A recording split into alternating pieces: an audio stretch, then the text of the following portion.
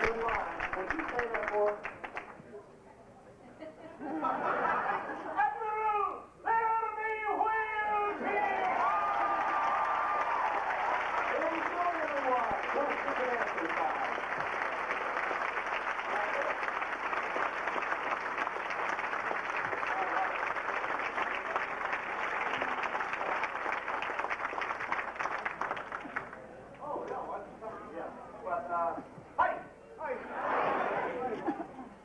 Love you back in Houston. Houston. Houston. That's a marvelous voice. It's really fabulous to be here. You know, I love this town, even though your Oilers didn't win. I expected them to win. Anyway, the score at halftime was 41-3 for Buffalo. You know. And basically it wasn't the fault of the Raiders, it was the offense of Buffalo, okay? And Kelly and all the other people. All right, okay. I tell you what, you're a great crowd and we're just going to have a hell of a lot of fun. Okay? So what we're going to have to do is, because the questions are needed so that you can find out something, I have to teach you how to ask questions, okay? And how many, first of all, before we do that, I'm going to ask you a few questions. How many are at their first Star Trek convention? Wow. Okay, great. That's about 75%. Okay. How many have never seen me in person before? Oh, my God. All right.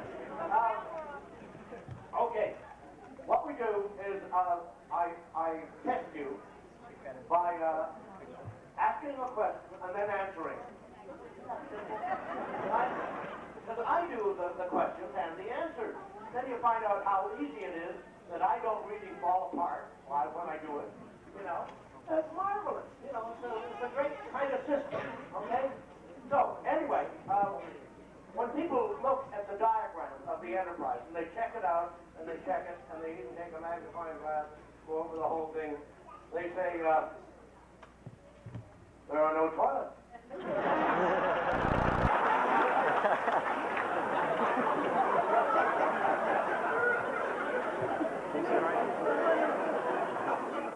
You have to understand, of course, that we do have phasers. And you just set them on disintegrate and aim very carefully. The next question is, what would I do if I were captain? Well, the very first thing that I would do would be to limit Ensign Kirk.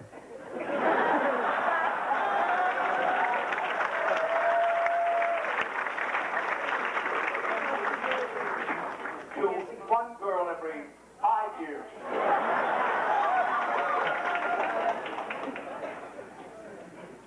We would hire some really terrific writers to give Uhura some other lines other than hailing frequencies over.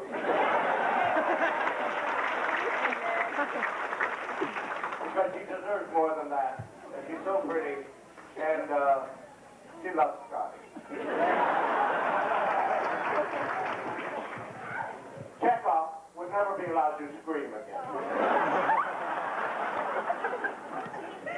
Zulu would never be allowed to carry arms. You don't know George like I know George. See, what you see on the screen there, boy, it's like one shot, you know, and George just, you know, this or whatever else he has, you know, he flips somebody over his back. You realize that some of those things take about 20 takes.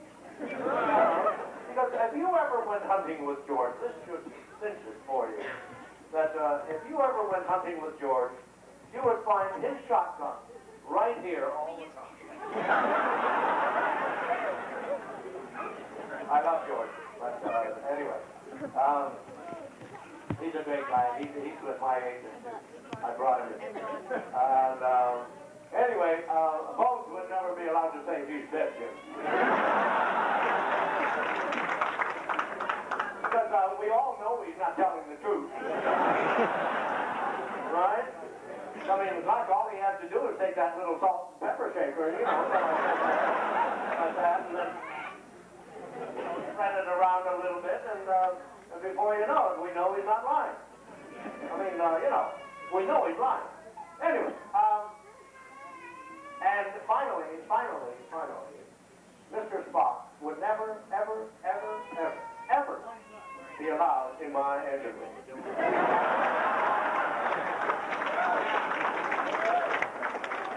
The last time he was in there, he died.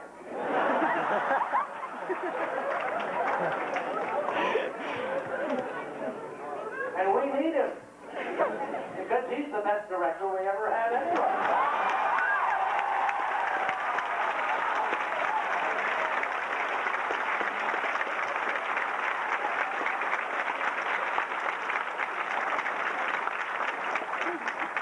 Now the next question is a lot of people ask me, how did I get the role of Scotty? Well, I'll cut a long story short. About 2 weeks before they were going to do the second pilot of Star Trek, my agent sent me to read for a part of a Scotland Yard inspector on a show called Burke's Law with Gene Barry in the lead. A lot of people are nodding their heads. They've seen that. Well, I did about 3 different British accents for them, and I didn't get that job. But 10 days later, the director of that called me and said, Jimmy, I'd love you to come and do some of your accents for these Star Trek people.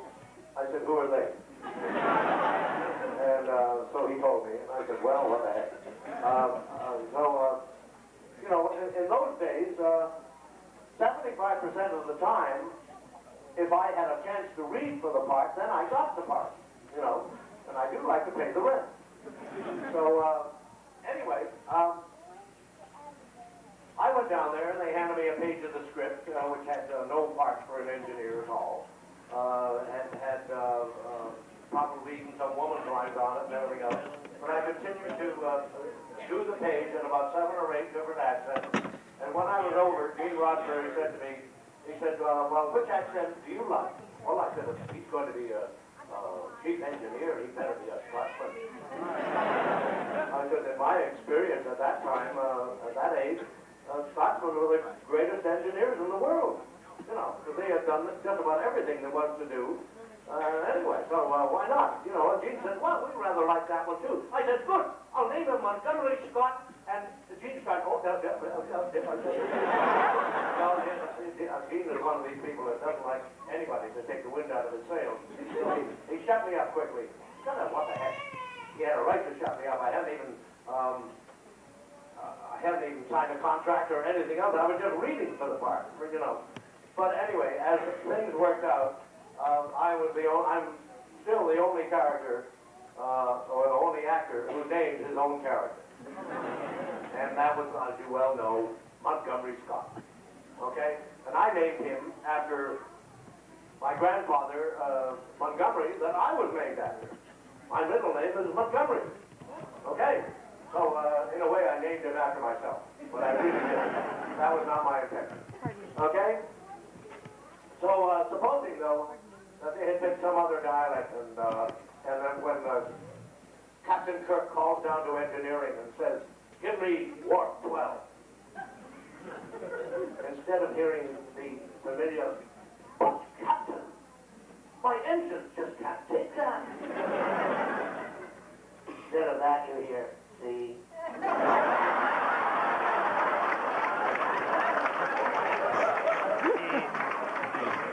Thank you. Or you hear, oi, Dave, that is the Block 12. Or you hear, well, you want Block 12? I can give you 2 6s. I can give you for the price of 11. Okay? I can give you 3 4s or 4 3s. I can get it for your wholesale. You don't want it? Okay. All we have, now listen here, Captain. I've told you many times before, I don't like to go above that warplane.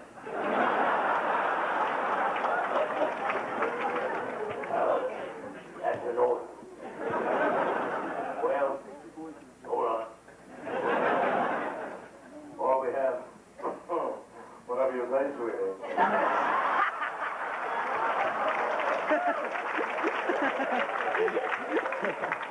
Or we have...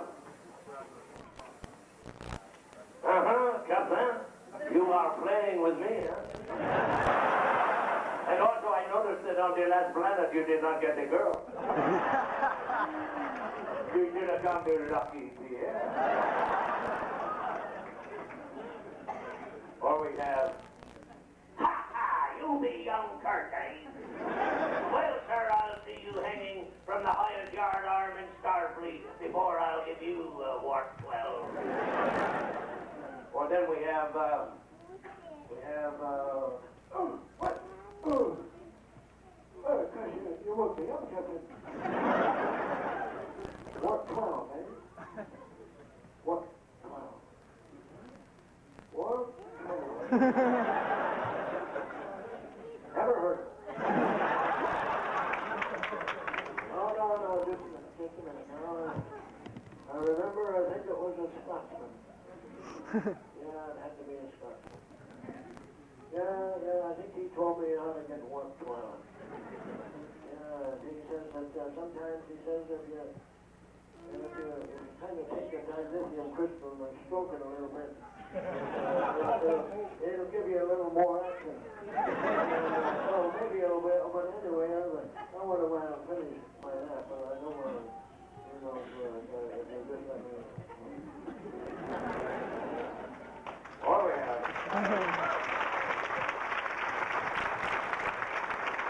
have my favorite, who's Reggie. And we'd have had one hell of an engineering section if we'd had Reggie down there.